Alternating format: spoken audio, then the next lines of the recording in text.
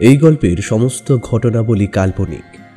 বাস্তবের সাথে মিল থেকে থাকলে সেটা অনিচ্ছাকৃত এবং কাকতালীয়। সান্ধ্য মজলিস কোনোভাবেই কোনো প্রকার কুসংস্কারকে প্রশ্রয় দেয় না। গল্পটি সংস্কার মুক্ত হয়ে খোলা মনে গল্প শোনার আনন্দেই গ্রহণ করুন। রূপনারায়ণপুর গ্রামে ঘটে চলেছে একের পর এক হত্যালীলা। কে আছে এই হত্যালীলার পিছনে সেটা কেউ জানতে পারছে না। গ্রামের মানুষ নিজের প্রাণ ভয়ে ভীত হয়ে দেশ গাঁ ছেড়ে পালিয়ে যাচ্ছে, কিন্তু তবু আতঙ্ক তাদের রেহাই দিচ্ছে না। ঠিক ওই সময় তারানাথ গ্রামে তার এক যজমানের বাড়িতে আসবে বলে গ্রামে আসে, আর তার সাথে দেখা হয় হলধরের। হলধর বলে এই গ্রামে কোনো এক নতুন বউ মরে গিয়ে পিশাচিনীতে পরিণত হয়েছে, সে তার প্রতিশোধের বদলা চায়। তারানাথ আবার নিজের সাধন শক্তি গুণে জেনে ফেলে যে ওই পিশাচিনী আর 4-5টা সাধারণ পিশাচিনীর মতো নয়, সে তন্ত্র সিদ্ধা দেবীর উপাসক। কেউ তাকে পরাস্ত করতে পারবে না। তারানাথ কি পারবে ওই পিশাচিনীকে নিজের আয়ত্তে নিয়ে এসে রূপনারায়ণপুর গ্রামকে আবার অশুভ শক্তির হাত থেকে মুক্ত করতে? কি হবে তারানাথের? জানতে হলে শুনতে হবে সুলেখক শিবাঙ্গনের কলমে লিখিত ভয়ঙ্কর একটি গল্প, তারানাথ তান্ত্রিক ও পদ্ম দিঘির রক্ত পিশাচিনী। গল্পটি কেবলমাত্র সান্ধ্য মজলিস ইউটিউব চ্যানেলে।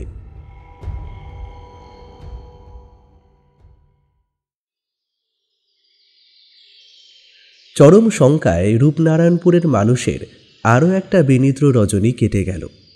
আর ভোর হতেই যখন পূব আকাশে সূর্যের প্রথম আলো ফুটে উঠল, পাখির দল ঘুম ভেঙে জেগে উঠে আকাশে ডানা মেলল, তখন হঠাৎ করে মিনু পিসে এসে চিৎকার করে হেঁকে বলল, বলি ও মুখ পোড়ার দল, এখনো কি নাকে সর্ষের তেল দিয়ে তোরা ঘুমোচ্ছিস না কিলো?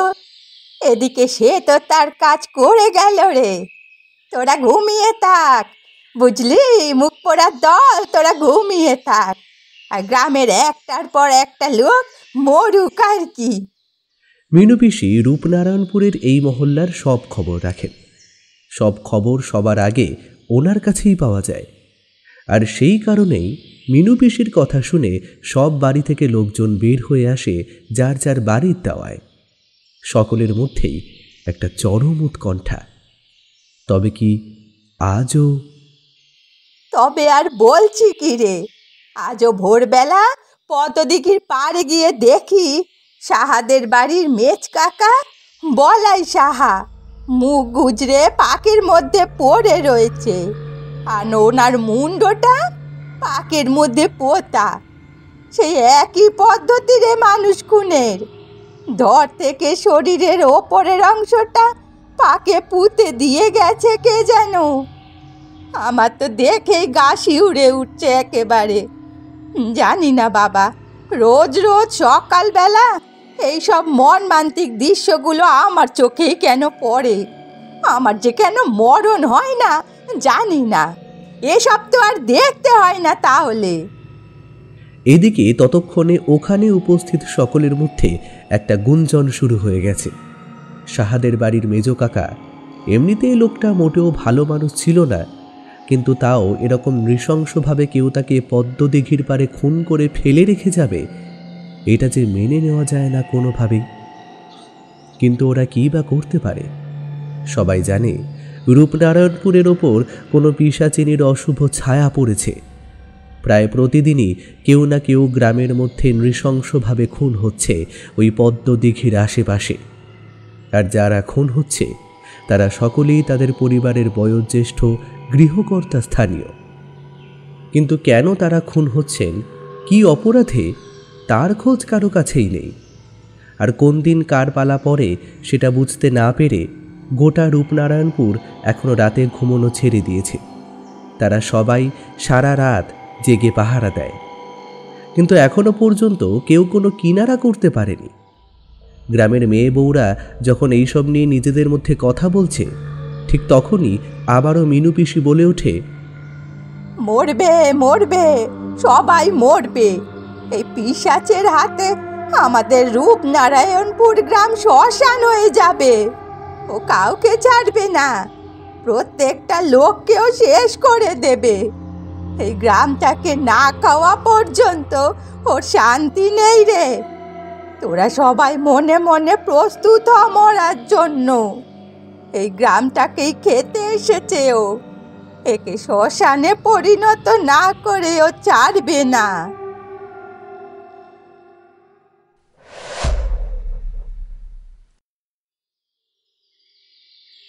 বেশ কয়েকদিন বৃষ্টি পড়ার পর আজকে সকাল থেকে একটু রোদ উঠেছে। আকাশের মুখটা ঝলমলে পরিষ্কার। এমনিতে আজ ছুটির দিন হওয়ায় আমাদের ইচ্ছে ছিল আজ আমরা ঠাকুরমশাইয়ের বাড়িতে যাব। বেশ কয়েক সপ্তাহ যাওয়া হয়নি, কিন্তু গত কয়েকদিন ধরে আকাশের মুখ ভার করে যেভাবে বৃষ্টি হচ্ছিল তাতে আমাদের মনে আজকে ওনার বাড়িতে যাওয়া নিয়েও বেশ সন্দেহ তৈরি হয়েছিল। তবে ঠাকুরমশাই আমাদের এর আগে বলেছেন আমাদের জীবনে ইচ্ছা শক্তির নাকি একটা খুব বড় প্রভাব আছে। তো এটা আমাদের ইচ্ছা শক্তির কারণেই ঘটল কিনা তা জানি না, কিন্তু আমরা খেয়াল করে দেখলাম হঠাৎ করে সেদিন সকালে বৃষ্টির প্রকোপ কমে ঝলমলে রোদ উঠল। আর আমরা বলছি তার কারণ কিশোরীও আমার বাড়িতে এসে সেই কথাই বলছিল। আর তখনই আমি খেয়াল করে দেখি আমরা হয়তো দুজনে একই কথা ভাবছিলাম। বুঝলে ভাই বিভূতি, আমার তো বেশ সন্দেহ হয়েছিল আমরা এই সপ্তাহেও ঠাকুরমশাইয়ের বাড়ি যেতে পারবো কি না। কাল রাত পর্যন্ত কি ভয়ঙ্কর বৃষ্টি হয়েছে বলো তো, কিন্তু এখন দেখো আকাশ একেবারে পরিষ্কার। ঠাকুরমশাই আমাদের বলেন না ইচ্ছাশক্তির কথা, আমার মনে হয় ঠিক যেন সেইটাই হাতে নাতে ফল পেলাম। বিশেষ করে কিশোরী, আমিও ঠিক একই কথা ভাবছিলাম। যেন আমরা মনে প্রাণে চাইছিলাম বলেই গতকাল পর্যন্ত হতে থাকা অত দুর্যোগ হঠাৎ করেই আজ কেটে গেল। চলো এক কাজ করা যাক, আজ আর দেরি না করে বরং বেরিয়ে পড়া যাক। ঠাকুরমশাইয়ের কাছে পৌঁছে না হয় আমরা এই ব্যাপার নিয়ে আজ আলোচনা করব। সেই মতো আমরা বেরিয়ে পড়লাম। গত কয়েকদিনের অভ্যেসবশত হাতে ছাতা নিলাম বটে, কিন্তু বেশ বুঝতে পারছিলাম তার কোনো প্রয়োজনীয়তা পড়বে না। যাই হোক, অবশেষে আর মিনিট 15-র মধ্যে আমরা এসে পৌঁছে গেলাম মঠ লেনে ঠাকুরমশাইয়ের বাড়ির সামনে। আসার পথে পাড়ার মোড়ের ময়রার দোকান থেকে কিছু গরম ভাজা সিঙ্গারা নিয়ে এসেছিলাম, আর সেটা চারিমার হাতে দিয়ে ঘরে ঢুকতেই ঠাকুরমশাই বললেন, বুঝলে কিশোরী, আজ আমার খুব সিঙ্গারা খাবার ইচ্ছা হচ্ছিল জানো। আর দেখো, তোমরা আসার সময় সিঙ্গারা নিয়ে আসলে। বুঝলে তো, আমাদের ইচ্ছা শক্তির একটা প্রচণ্ড ক্ষমতা আছে। তোমরাও বেশ কয়েক সপ্তাহ আসুনি, আর আজ যখন এলে তখন সিঙ্গারা নিয়ে এলে। দেখলে তো আমার ইচ্ছা শক্তির কত ক্ষমতা। কথাটা বলে ঠাকুরমশাই হো হো করে হেসে উঠলেও আমরা চমকে উঠলাম। যেন আমরা মনে মনে যেটা ভাবছিলাম ঠাকুরমশাই ইচ্ছে করেই সেই একই প্রসঙ্গের উত্থাপন করলেন, আর সেই প্রসঙ্গটা হলো ইচ্ছা শক্তি। তারপর নিজেই বলতে থাকলেন, এই সিঙ্গাড়াগুলো গরম থাকতে থাকতে খেয়ে নেওয়া যাক, না হলে আবার জুড়িয়ে যাবে। তুমি বরং একটা থালায় সেগুলোকে ঢেলে সকলকে ভাগ করে দাও। আমাদের তখন আর সিঙ্গারা প্রসঙ্গে কোনো আগ্রহ নেই, তাই আমরা প্রসঙ্গটা এড়িয়ে ঠাকুরমশাইকে জিজ্ঞেস করলাম, আচ্ছা ঠাকুরমশাই, আপনি যে ইচ্ছা শক্তির কথা বললেন, অবশ্যই এইবার প্রথম নয়, এর আগেও আপনি বলেছেন, আপনি কি সত্যিই বিশ্বাস করেন আমাদের ইচ্ছা শক্তির এতটাই প্রভাব আমাদের জীবনে থাকতে পারে? মানে সহজ করে বললে, আপনার ইচ্ছা শক্তির জোরেই আমরা সিঙ্গারা নিয়ে এসেছি। মানে আমরা তো অন্য কিছু আনতে পারতাম বা কিছু নাও আনতে পারতাম, কিন্তু সিঙ্গারাই আনলাম কেন? এ কি বলছো গো বিভূতি? ইচ্ছা শক্তির প্রভাব কি থাকবে না? নিশ্চয়ই থাকবে। কত বড় বড় সমস্যার সমাধান হয়ে গেছে শুধুই এই ইচ্ছা শক্তির প্রাবল্যের জন্যই। এই ইচ্ছা শক্তিকে তো স্বীকৃতি দিতেই হবে। দেখো, সময় সিদ্ধান্ত সময়ই নেবে, এই কথা সঠিক। তবে সবকিছুই পূর্ব নির্ধারিত। কিন্তু এটাও সঠিক যে আমাদের ইচ্ছা শক্তির কারণে অনেক সময় সেই সিদ্ধান্ত পরোক্ষ বা প্রত্যক্ষভাবে নিয়ন্ত্রিত হয়। অনেক মানুষ অস্বীকার করলেও ব্যাপারটা কিন্তু সত্যি। এটা অস্বীকার করার কোনো জায়গাই নেই। সমস্যার সমাধান হয়ে গেছে মানে আপনি কি বলতে চাইছেন? আমার মনে হচ্ছে ঠাকুরমশাই, আপনি সমস্যার সমাধান বলতে বিশেষ কোনো একটা ঘটনার কথা বলতে চাইছেন, যেখানে ইচ্ছাশক্তির প্রয়োগের মাধ্যমে কোনো সমস্যার সমাধান হয়েছিল। দেখেছো তো বিভূতি, কিশোরী যে আসলে একটা গল্প শোনার জন্য ক্ষেত্র প্রস্তুত করছে, সেটা তুমি ধরতে না পারলেও আমি কিন্তু ঠিক ধরে ফেলেছি। আসলে ওর উদ্দেশ্যই হলো একটা গল্প শোনা। কি কিশোরী, ঠিক বলছি তো? একদম ঠিক বলেছেন ঠাকুরমশাই। আসলে আমরা যখন এখানে আসি, আপনি আপনার অতীত জীবন থেকে আমাদের কোনো একটা গল্প বলেন, তবে সত্যি কথা বলতে কি, সেই গল্পগুলো নিছক কোনো কথার কথা হয় না। সব কটা গল্পতেই আমাদের শেখার বস্তু থাকে অনেক। সেই জন্যই তো আমরা বারবার করে আপনার কাছে গল্প শোনার জন্য ছুটে আসি। তা ঠাকুরমশাই, আমার মনে হয় আর সময় নষ্ট না করে আপনি এই গল্পটা আমাদের বলুন, যেখানে ওই ইচ্ছাশক্তির প্রয়োগের মাধ্যমে আপনি কোনো একটা সমস্যার সমাধান করেছিলেন। বলছি, তবে প্রথমেই বলি, এক্ষেত্রে সমস্যার সমাধান কিন্তু আমি করিনি। যিনি করার তিনি করেছেন, কিন্তু আমি চোখের সামনে সেটা ঘটতে দেখেছিলাম। কীরকম ব্যাপার সেটা? শোনো, তবে প্রথম থেকেই ব্যাপারটা বলি। আমার এক যজমানের বাড়িতে এই অনেকদিন আগে একবার রূপনারায়ণপুরে গিয়েছিলাম। বর্ধমান স্টেশনে নেমে প্রায় মাইল 20 রাস্তা বাসে করে গেলে একটা গ্রাম পড়ে দেবীপুর, আর সেখানের চকবাজারে নেমে সই দেওয়া সাইকেল রিক্সায় চেপে যেতে হয় রূপনারায়ণপুরে। সেখানেই বাড়ি আমার যজমান সনাতন সমাদদারের। কলকাতার গড়পাড়ে একটা মুদিখানার পাইকারি দোকানে কাজ করত সনাতন, আর তখনই আমার সাথে ওর পরিচয় হয়েছিল। আর সেই সূত্রেই ও আমাকে নিমন্ত্রণ করেছিল ওর বাড়ি রূপনারায়ণপুরে যাওয়ার জন্য। কিন্তু এরকম হঠাৎ নিমন্ত্রণের কোনো কারণও বলেনি। তবে কথায় কথায় যেটুকু বুঝেছিলাম, তাতে ওর বাড়িতে কারো শ্রাদ্ধ অনুষ্ঠান ছিল, আর আমারও 2 দিন হাতে ছুটি ছিল, তাই বেরিয়ে পড়লাম। আমি সকাল সকালই বাড়ি থেকে বের হয়েছিলাম, কিন্তু রাস্তায় হঠাৎ করে তুমুল ঝড় বৃষ্টি আসায় বর্ধমান স্টেশনে নেমে বাস স্ট্যান্ডে গিয়ে শুনলাম বাস নাকি আজকে আর ছাড়বে না। সামনের মাধবপুরের রাস্তার ওপর গাছের ডাল ভেঙে পড়েছে, সেটা সরানোর চেষ্টা চলছে। যদি সেটা সরিয়ে রাস্তা খালি করা যায় তবেই বাস যাবে। এদিকে বাস স্ট্যান্ডে তখন মেলা ভিড়, প্রায় ঘন্টা 2 হয়ে গেছে, কোনো বাসই ছাড়েনি। তারপর হঠাৎ করেই দেখলাম বাস স্ট্যান্ডে একটা শোরগোল শুরু হলো। একটা রব উঠল বাস ছাড়বে বলে। আমি ভাবলাম বোধ হয় গাছ সরিয়ে ফেলা গেছে, তাই বাস ছাড়তে ড্রাইভারও রাজি হয়েছে। কিন্তু গিয়ে শুনলাম অন্য কথা, রাস্তা পরিষ্কার করা যায়নি, আরও সময় লাগবে। তবে মানুষের সুবিধার জন্য বাস মাধবপুর পর্যন্ত যাবে। আমি তাতে উঠবো কি উঠবো না ভাবছি তখন হঠাৎ করেই পিছন থেকে কাউকে ডাকতে শুনলাম, ঠাকুরমশাই, আপনি কোথায় যাবেন? আমি বেশ কিছুক্ষণ ধরে আপনাকে দেখছি, বাসের জন্য অপেক্ষা করছেন। আমি তো রূপনারায়ণপুরে যাব, কিন্তু বাস তো নাকি মাঝে কোথাও ওই মাধবপুর পর্যন্তই যাবে বলছে। আমি তো ওদিকে রাস্তা চিনি না, তাই ভাবছি যে কি করব। রূপনারায়ণপুর? সেখানে কার বাড়ি যাবেন? আমি যাব সনাতন সমাদদারের বাড়ি। ওর বাবার নাম বিমল সমাদদার। সনাতন আমার একজন যজমান, এখন কাজের সূত্রে কলকাতায় থাকে। ওখানেই তার সাথে আমার আলাপ। এখানে ওর দেশের বাড়ি। ওর বাড়িতে একটা কোনো শ্রাদ্ধ শান্তির অনুষ্ঠান থাকায় আমাকে অনেক করে এখানে আসতে বলেছে, আমি তাই এসেছি।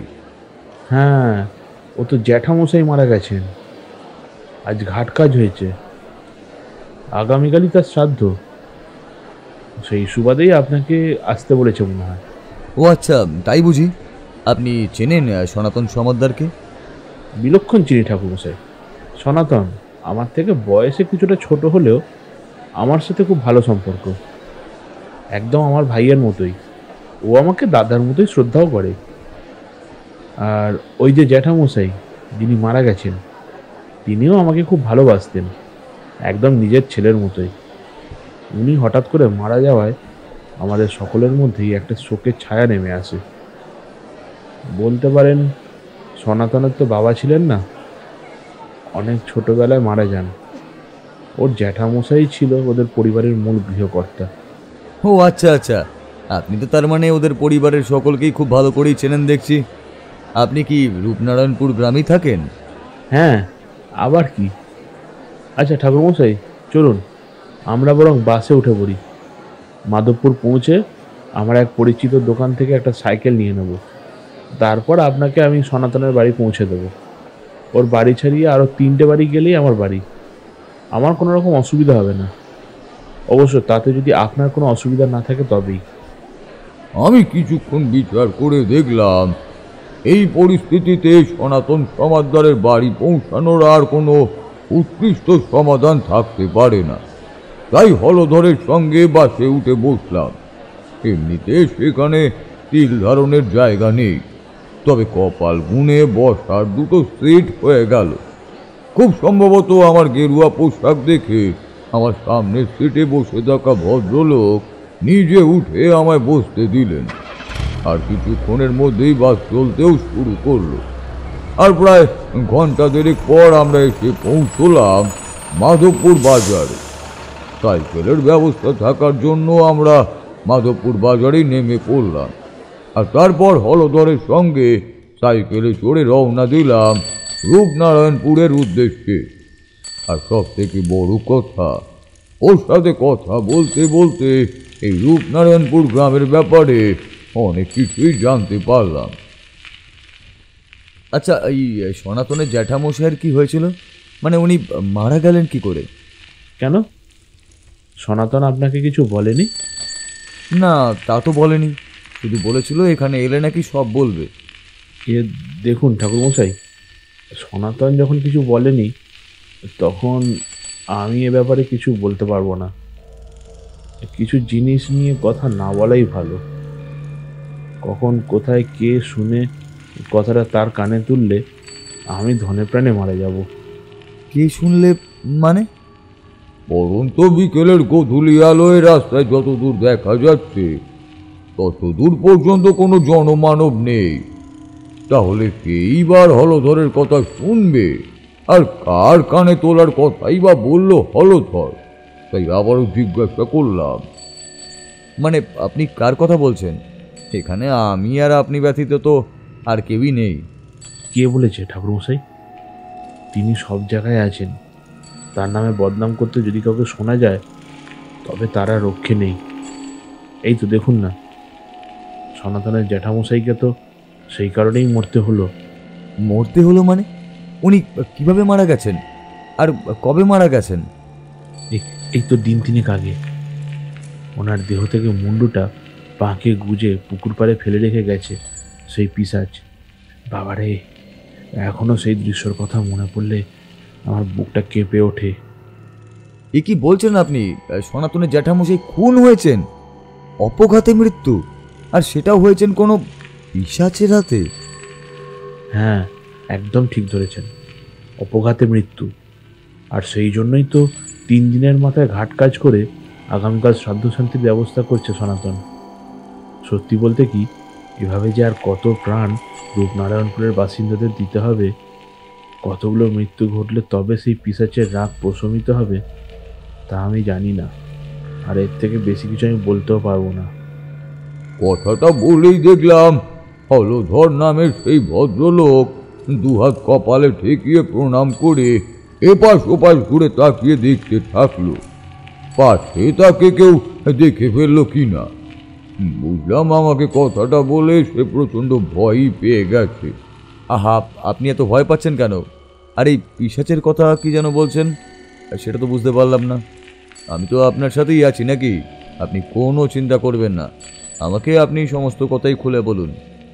না ঠাকুরমশাই, আপনার সঙ্গে পথে দেখা হয়েছে, আপনি মাঝ রাস্তায় বিপদে পড়েছেন, আমি নিশ্চয়ই আপনাকে আপনার গন্তব্যে পৌঁছে দেব। কিন্তু আপনার দুটো পায়ে পড়ি, আপনি আমাকে ওই পিশাচের ব্যাপারে কিছু জিজ্ঞাসা করবেন না। আমি বলতে পারবো না, বউ ছেলে নিয়ে ঘর সংসার করি, এখন এই প্রাণে মরার আমার কোনো শখ নেই। আমি বুঝলাম ভদ্রলোক এতটাই ভয় পেয়ে আছেন যে প্রায় ওই প্রসঙ্গে কোনো কথাই বলতে চাইছেন না, কিন্তু আমিও বারংবার সত্যিটা কি জানার জন্য চেষ্টা করতে লাগলাম। আর এইভাবে বেশ কয়েকবার কথা বলার পর আমি বলেই ফেললাম, দেখুন, এরকম পিশাচ বা অপদেবীর সামনাসামনি আমি জীবনে কমবার হইনি। আমি তাদের প্রতিকারের উপায় জানি। তাই আপনি আমাকে সমস্ত ব্যাপারটাই বলুন। আমি কথা দিচ্ছি, যদি সেই পিশাচের কারণে আপনার কিছুমাত্র বিপদ হওয়ার সম্ভাবনা হয়, তবে আপনাকে রক্ষা করার দায়িত্ব আমার। সে আপনি যাই বলুন ঠাকুরমশাই, ওই পিশাচের আক্রোশ যে কতটা ভয়ঙ্কর আপনি সেটা জানেন না, তাই এরকম বলছেন। জানলে বলতে পারতেন না। জানেন, প্রতিদিন সন্ধ্যার পর যদি কেউ সেই পিশাচের ব্যাপারে একটিও কথা বলে, তবে সে ঠিক জানতে পেরে যায়। আর সেদিন রাতেই তার উপর চড়াও হয়। জানেন, তাকে নানাভাবে হেনস্থা করে। কথাটা বলে যেন কিছুক্ষণ চুপ করে গেলেন সেই হলধর নামের ভদ্রলোক। তারপর গভীরভাবে কিছু একটা চিন্তা করে নিয়ে আবার বললেন, আচ্ছা ঠাকুরমশাই, আপনি সত্যিই সেই পিশাচকে সায়স্তা করে আমাদের রূপনারায়ণপুরকে উদ্ধার করতে পারবেন? আমি জানি কাজটা খুব কঠিন, তবু গ্রামবাসীদের মুখ চেয়ে আমি আপনার দুটো পায়ে পড়ছি। আপনি দয়া করে আমাদের রূপনারায়ণপুর গ্রামকে বাঁচাবার জন্য কিছু একটা করুন। না হলে এভাবে এক এক করে এখানকার সমস্ত জীবন্ত মানুষ মারা যাবে যে ওই পিশাচের হাতে, আর আমাদের গ্রামটা একটু একটু করে শ্মশান ভূমিতে পরিণত হবে। হলধরের কথা শুনে আমি প্রায় চমকে উঠলাম। বলে কি লোকটা, কোনো একজন পিশাচ নাকি আছে যে ওই গ্রামের সমস্ত জীবন্ত মানুষকে এক এক করে শেষ করে দিচ্ছে? তাই আবার কিছুটা ভেবেই ওকে বললাম, আমাকে সেই পিশাচের কথা বিস্তারিত বলুন, যদি আমি কিছু করতে পারি। তবে হ্যাঁ, আমি আপনাকে কথা দিচ্ছি, যদি পিশাচের ব্যবস্থা করা সম্ভব হয়, তবে আমি নিশ্চিতভাবেই তা করব। দেখুন ঠাকুরমশাই, প্রাণের ভয় হয়তো আমারও আছে, কিন্তু গ্রামের নিরাপরাধ মানুষগুলোর স্বার্থে আমাকে এটা করতেই হবে। তবে এই পিশাচ এই কথা জানতে পারলে আমাকে যে ছেড়ে কথা বলবে না, সে আমি বিলক্ষণ জানি। তাও আপনি শুনুন, আজ থেকে প্রায় বছর 3 আগে আমাদের গ্রামে ভট্টাচার্য বাড়িতে একবার একটা ভয়ঙ্কর ঘটনা ঘটে যায়। ওদের বাড়ির ছোট ছেলে কালী কিঙ্কর, তার সদ্য বিয়ে হলেও ছেলের বউ নিয়ে ওরা শান্তিতে ঘর করতে পারেনি। যদিও আসল কারণটা সকলেই কম বেশি জানত, কিন্তু তাও ভট্টাচার্যরা বলে বেড়াতো যে ছোট বউ মীনাক্ষী নাকি অত্যাধিক মুখরা আর অলস, সংসারের কোনো কাজই নাকি সে জানতো না।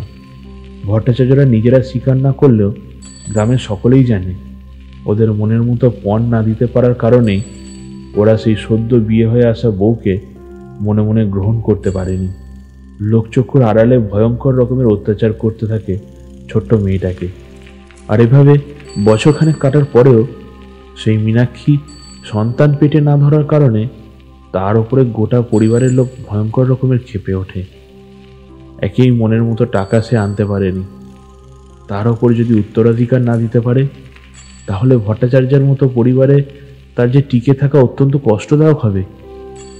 সে কথা আমরা সবাই জানতাম, আর জানতাম বলেই মেয়েটার জন্য মায়াও হতো। মানসিক অত্যাচার আগে থাকতে থাকলেও বছর ঘুরতে না ঘুরতে শুরু হয় সরাসরি শারীরিক অত্যাচার। কিন্তু ভট্টাচার্যরা এতটাই ঝগড়াটে পরিবার ছিল যে গ্রামের কেউই তাদের সাথে মুখ লাগাতো না। কেউ যদি আগ বাড়িয়ে ওই ছোট্ট মেয়েটার ব্যাপারে কিছু বলতে যেত, তাহলে তাকে তারা অত্যন্ত অপমান করে বাড়ি থেকে বের করে দিত। অবশেষে একদিন ঘটে গেল সব থেকে মারাত্মক একটা ঘটনা। তখন প্রায় ওর বিয়ের থেকে বছর 2 পরে হবে। ভোর হতে না হতেই দেখা গেল মেয়েটার মৃতদেহ ভেসে উঠেছে গ্রামের মাঝখানে ওই যে বুড়ো চণ্ডী মন্দির লাগা পদ্ধতি আছে তার জলে। আর সেটা দেখেই গ্রামের মানুষের মধ্যে একটা চূড়ান্ত চাঞ্চল্য তৈরি হলো। সকলেই জানতো ওই মেয়েটার পরিবারের লোকজনই ওকে খুন করে শেষ রাতের দিকে এসে পুকুরে ফেলে দিয়ে গেছে। আর সেটাও তারা করেছে শুধুমাত্র টাকার লোভে। এই মেয়েটা ছিল ওদের পথের কাঁটা। তাকে সরাতে পারলে তারা ওদের বাড়ির ছোট ছেলে কালিকিং করে আবার বিয়ে দিতে পারবে, আর পণ হিসাবে আবার টাকা নিতে পারবে। সেটা ভেবেই তারা এই কাজ করেছে। জানেন, সেদিন মেয়েটার মা বাবা এসে যখন ওর মৃতদেহটা নিয়ে যাচ্ছিল, তখন ওর মায়ের বুক ফাটা কান্নায় গোটা গ্রামের মানুষের মন একেবারে গলে গিয়েছিল। শুধু গলেনি ভট্টাচার্য বাড়ির লোকেদের। টাকার গরমে তখন ধরাকে সরা জ্ঞান করে সেই ওদের বড় কর্তাবাবু। এতটাই দাম্ভিক আর অহংকারী ছিলেন তিনি। আর মনে আছে, সেই দিনটা ছিল কোজাগরী লক্ষ্মী পূজার দিন, ভরা পূর্ণিমা। সেই মেয়েটার মা চিৎকার করে কেঁদে কেঁদে বলেছিল, তোরা এই কোজাগরী পূর্ণিমার দিনে আমার এই লক্ষ্মীর মতো মেয়েটাকে শেষ করে দিলি তো? আমি তোদের অভিশাপ দিচ্ছি, তোদের পরিবারেও লক্ষ্মীশ্রী নষ্ট হয়ে যাবে। লক্ষ্মী তোদের পরিবার থেকে চিরতরে বিদায় নেবে। আর শুধু এই ভট্টাচার্য বাড়িতেই নয়, এই গোটা গ্রামকে এর শাস্তি ভোগ করতে হবে। সেই অভাগী মা যখন চিৎকার করে কাঁদছে, তখন ভট্টাচার্য বাড়ির বড় কর্তা সে কি আস্ফালন! উনি হেন কোনো কটু কথা নেই যা তাদের বলেননি। তিনি বলেছিলেন ওরা নাকি ভিখিরির দল। কথা দেওয়া সত্ত্বেও যখন ওরা পণের টাকা দিতে পারেনি, তখন ওই মেয়ের বেঁচে থাকার নাকি কোনো অধিকার নেই। কি অমানবিক কথাবার্তা! ছি ছি ছি! একজন মানুষ পৃথিবীতে আসেন, কর্ম করেন ভগবানের নির্দেশে। সেখানে পণের টাকা দিতে পারা না পারা কারোর বেঁচে থাকার মাপকাঠি হতে পারে না। আর তাছাড়া এ তো একটা শাস্তিযোগ্য অপরাধ। ওই মেয়েটির স্বামী কোনো প্রতিবাদ করেননি? স্বামী মানে কালিকিঙ্কর, সে কি প্রতিবাদ করবে? সে তো একটা মিনি বিড়াল, বাবার কথায় ওঠে বসে। বরং উল্টে সে চেয়েছিল মীনাক্ষীকে ওর বাপের বাড়িতে বসিয়ে রেখে এসে নতুন একটা বিয়ে করতে। ছি ছি ছি ছি!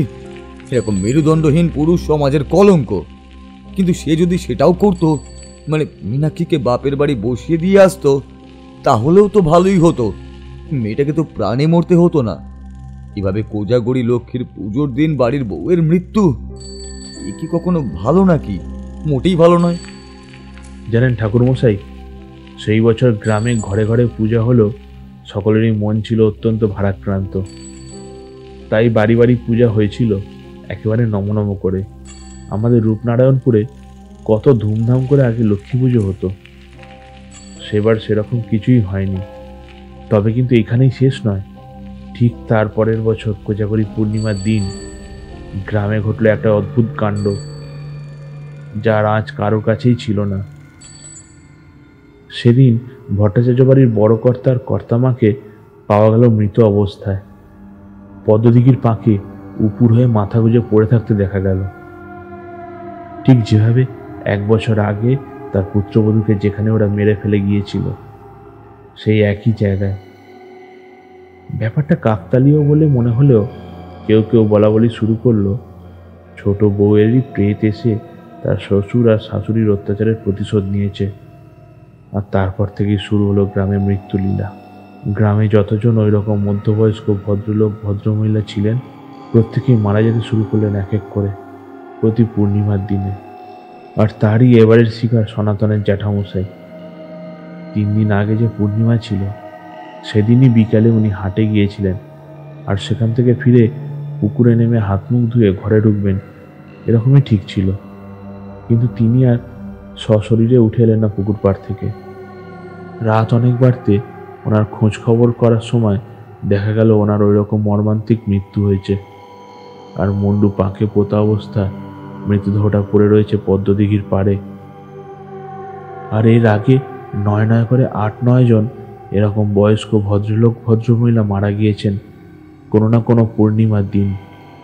তারা তাদের বাড়িতে কোথাও থেকে নিখোঁজ হয়ে গেলেও তাদের সকলের মৃতদেহ পাওয়া গেছে পরদিন ভোরে পদ্মদিঘির পাশে। সকলের মারা যাওয়ার পদ্ধতি প্রায় একই। এ কি বলছেন? এ তো সাংঘাতিক ব্যাপার। কিন্তু একটা কথা আমাকে বলুন তো, ভট্টাচার্য বাড়ির কর্তাবাবু আর গিন্নিমাকে তাদের পুত্রবধূর প্রেত হত্যা করে প্রতিশোধ নিয়েছে, এটা যদিও মেনে নিতে পারি, কিন্তু ওনার সমবয়সী বাকিদের হত্যা করারই বা কারণ কি? এর বেশি কিছু আমি জানি না ঠাকুরমশাই। তবে আমরা সকলেই জানি সেই পিশাচ তার ব্যাপারে কথা বলা পছন্দ করে না। এই যে আমি আপনাকে বলছি, সে নিশ্চয়ই শুনতে পাচ্ছে, আর এর শাস্তি সে আমাকে দেবেই। হলধরের এই কথাটা তার নিছক অমূলক ভীতি ছাড়া আর কিছু নয় মনে করেই আমি সে কথায় আর গুরুত্ব না দিয়ে পিশাচের প্রতি হিংসার গল্পেতে মনোনিবেশ করলাম। কারণ আমার যেন বারবার মনে হচ্ছিল সে ব্যাপারে বিস্তারিত জানতে হবে, আর ওকে জিজ্ঞাসা করলাম। আচ্ছা হলধর, আপনি যে বলছেন সেই পদ্মদিঘির কথা, সেখানে কি একবার যাওয়া সম্ভব? আমার মধ্যে কিছু তন্ত্রবল আছে, কোথাও যদি সত্যি কোনো পিশাচ বা অশরীরী ছায়া বিদ্যমান থাকে তবে আমি তা বুঝতে পারবো। এই পিশাচের ব্যাপারে কোনো সিদ্ধান্ত নেওয়ার আগে আমাকে আগে তার ব্যাপারে পুরোটা জানতে হবে, সেই কারণেই বলছি আর কি। হ্যাঁ, সে যাওয়া যেতেই পারে। ওই তো রূপনারায়ণপুরে পৌঁছে প্রথমে একটা সবজি বাজার পড়বে, একটু এগোলেই একটা ঝাউবন পড়বে, তারই পাশ দিয়ে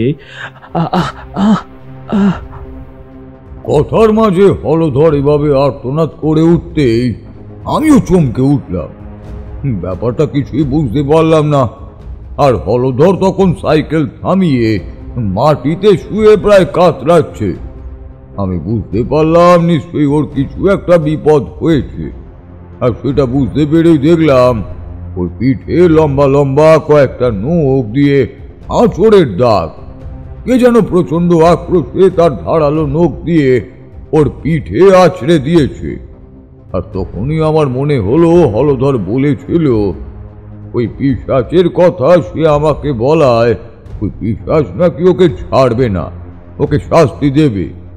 তবে কি এটাই সেই পিশাচের শাস্তি? সেই পিশাচের ইচ্ছার বিরুদ্ধে হলধর কাজ করায় ওকে সে শাস্তি দিয়ে গেছে। এ কি হলধর, এ কি হলো আপনার? আপনাকে কিভাবে আঘাত করলো কে? আমি তো কিছুই বুঝতে পারলাম না। অথচ আপনার আঘাত দেখে মনে হচ্ছে কেউ উদ্দেশ্য প্রণোদিতভাবেই আপনাকে আক্রমণ করেছে। আমি তো আপনাকে বললাম ঠাকুরমশাই, তার নামে কাউকে কিছু বলা সে একেবারেই পছন্দ করে না। সেই শাস্তি সে আমাকে দিয়েছে। আমরা যেখানে দাঁড়িয়ে ছিলাম তার ঠিক বাম দিকে একটা বেশ পুরনো ঝাউ গাছের বন দেখতে পেয়েছিলাম। তবে সেটাই যে হলধরের বলা ঝাউ বনের অন্য একটা দিক সেটা বুঝতে পারিনি।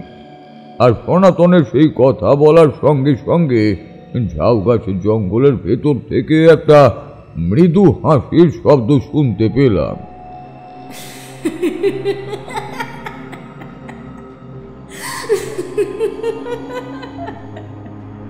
আর সেই ঝাউ গাছের জঙ্গলের একদম দক্ষিণ প্রান্তের একটা জায়গা যেন হঠাৎ করে ভয়ঙ্কর রকমের আন্দোলিত হতে থাকলো। মনে হচ্ছে কেউ যেন ওই ঝাউ গাছগুলোকে মাটি থেকে উপড়ে ফেলতে চাইছে, সেগুলোর গোড়া ধরে টেনে। আর সেই প্রথম আমার নিজেরও কিছুটা ভয় করতে লাগলো। একই অজানা অচেনা জায়গা, তার উপরে পিশাচের সামর্থ্য কতটা সেই সম্পর্কে আমার বিশেষ কোনো ধারণাও তখনও হয়নি। তাই কিছু না বুঝেই বোকার মতো দেখতে লাগলাম সেই দিকে। দেখুন ঠাকুরমশাই, আপনি যে পুকুরের কথা জানতে চাইছিলেন, ওই ঝাউ গাছের জঙ্গলের অপর প্রান্তে সেই পুকুর, আর পুকুরের ওপারে বুড়োচণ্ডীর মন্দির। এটা সেই ঝাউবনেরই অন্য দিক। কথাটা শুনেই আমি বুঝতে পারলাম তার মানে আমরা তখন সেই পিশাচের ডেরায় পৌঁছে গেছি, আর সেই কারণেই সে হলধরকে আক্রমণ করতে সাহস পেয়েছে। কিন্তু সেই মুহূর্তে আমার কোনো কিছুই করার উপায় ছিল না, তার কারণ এই পিশাচের ব্যাপারে আদ্যপ্রান্ত আমি কিছুই জানতাম না। তবু মনের একটা অসীম তাগিদ থেকে আমি সেই ঝাউ গাছের পিছু পিছু জঙ্গলের সেই দক্ষিণ প্রান্তে গিয়ে প্রবেশ করলাম। আমার মনে হচ্ছিল কোনো একটা অদৃশ্য শক্তি যেন আমাকে টেনে নিয়ে চলেছে সেই পদ্মদিঘির দিকে। আমি নিজেকে আটকাতে চেয়েও আটকে রাখতে পারছি না।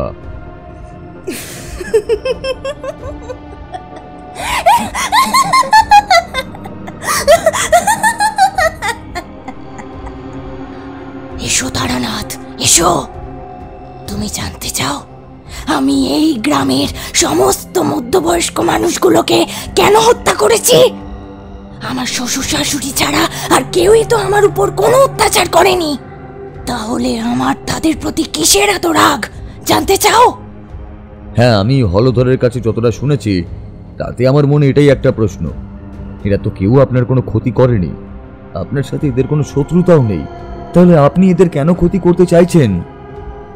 এই কথাটা তুমি ঠিকই বলেছ। এরা কেউ আমাকে কোনো অত্যাচার করেনি, কিন্তু তার মানে এটা নয় যে এরা সবাই ভালো মানুষ। এই গ্রামের একটা সামাজিক ব্যাধি কোনো ছেলেদের বিয়ের সময় পণ নেওয়া। আমি যতজনকে মেরেছি এরা সবাই পণ নেওয়ার জন্য পুত্রবধূদের বাপের বাড়ির পরিবারকে সর্বশান্ত করেছে। আমি তাদের অপকর্মের শাস্তি দিয়েছি। আর তোমার যজমান সনাতনের জ্যাঠামশাই, সেও কখনো দোয়া তুলসী পাতা নয়, সেই ছিল ওর পরিবারের সর্বময় কর্তা। আর সনাতনের দাদার বিয়ে দেওয়ার জন্য উনি এক পরিবারের থেকে 10,000 টাকা পণ চেয়েছেন। আর সেই টাকা জোগাড় করতে সনাতনের দাদার হবু শ্বশুর মশাইয়ের প্রাণষ্টা কত। আমি জানি তার অবস্থাও আমার বাবার মতোই হবে। আমি তাই সনাতনের জ্যাঠামশাইকে শাস্তি দিয়েছি, আর আমি এভাবেই তা করে যাব। যারাই পণের টাকার লোভে কোনো মেয়েকে আর মেয়ের পরিবারকে কষ্ট দেবে, আমি তাদের ছাড়ব না। আমি তাদের চরমতম শাস্তি দেব। আমি ঠিক দেখতে পেলাম একজন অপরূপা সুন্দরী ভদ্র মহিলা দিঘির ঠিক পাড়ে দাঁড়িয়ে রয়েছে। আর আমাকে এই কথা বলার পর আমার প্রত্যুত্তরের বিন্দুমাত্র অপেক্ষা না করে সেই ভদ্র মহিলা ধীরে ধীরে নেমে গেল পুকুরের জলে। আমার সেই মুহূর্তে আর কিছু করার ছিল না, অবাক চোখে সব কিছু দেখা ছাড়া। আমার মনটাও সেই অশরীরী পিশাচিনীর কথা ভেবে খুবই ভারাক্রান্ত হয়ে উঠল। তাই আমি এক দৃষ্টে তাকিয়ে রইলাম দিঘির জলের দিকে। আর দিঘির জলে চাঁদের আলো পড়ে শত শত মণিমাণিক্যের মতো জল জল করছিল।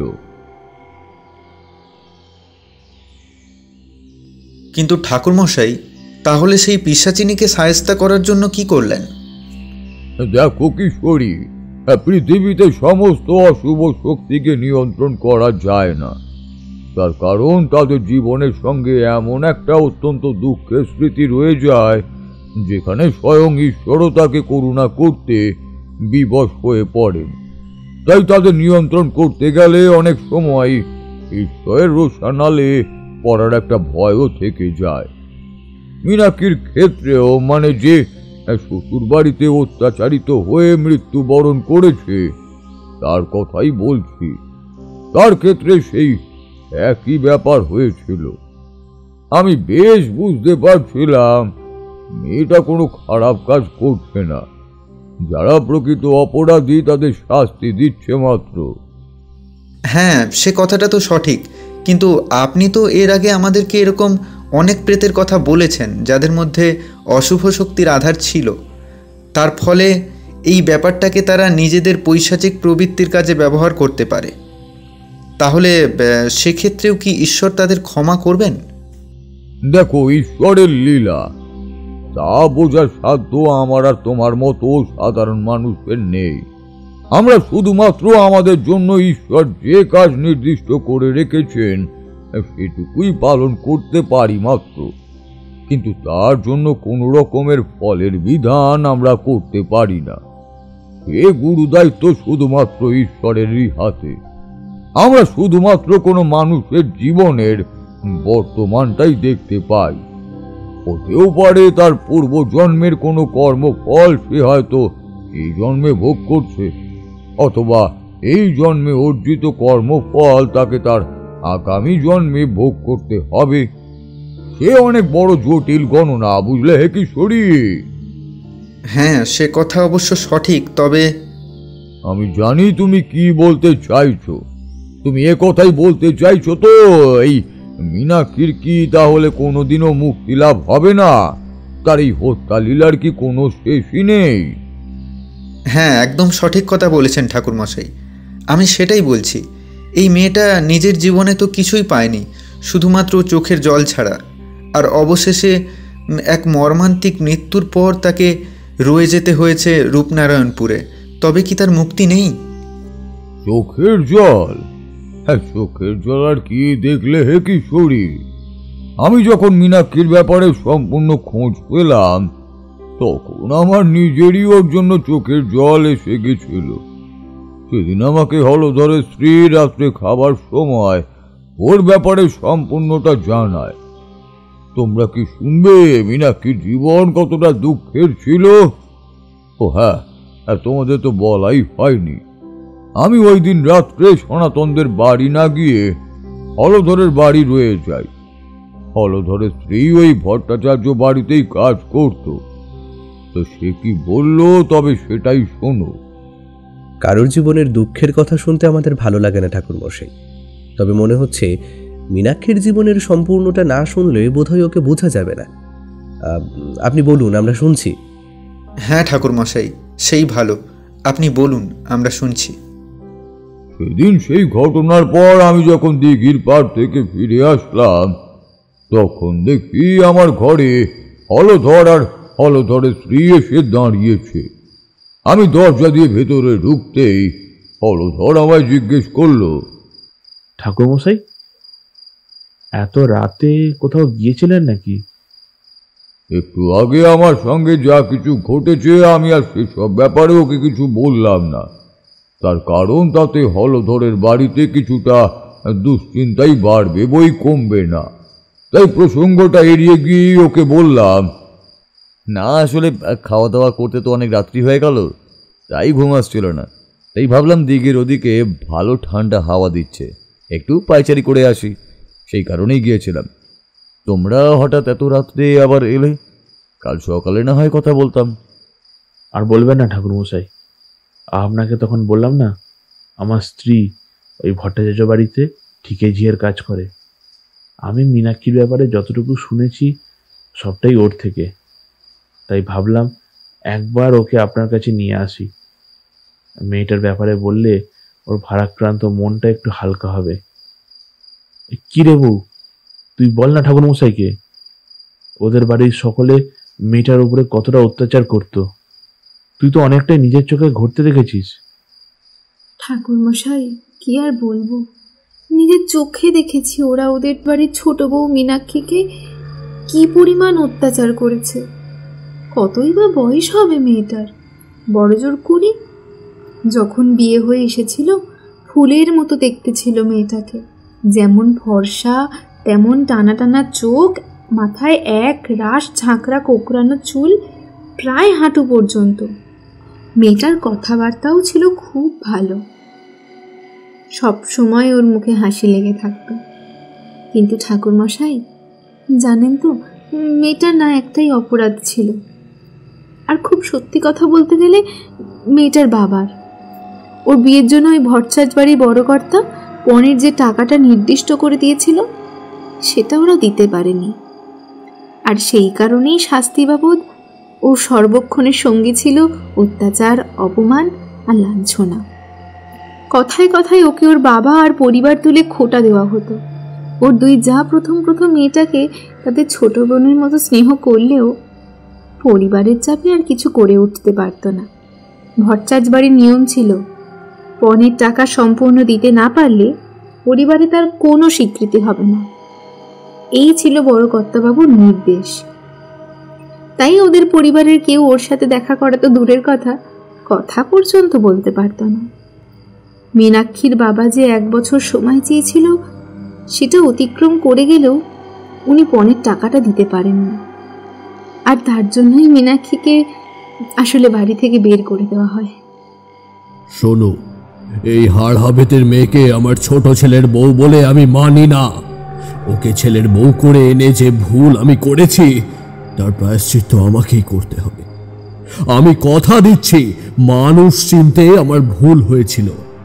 আমি একটা অভাগা পরিবারের সঙ্গে আমাদের মতো বনেদি পরিবারের সম্পর্ক স্থাপন করার যে চেষ্টা করেছি তাতে আমার 14 পুরুষের সম্মান ভুল লুণ্ঠিত হয়েছে। আপনি কি বলছেন বাবা?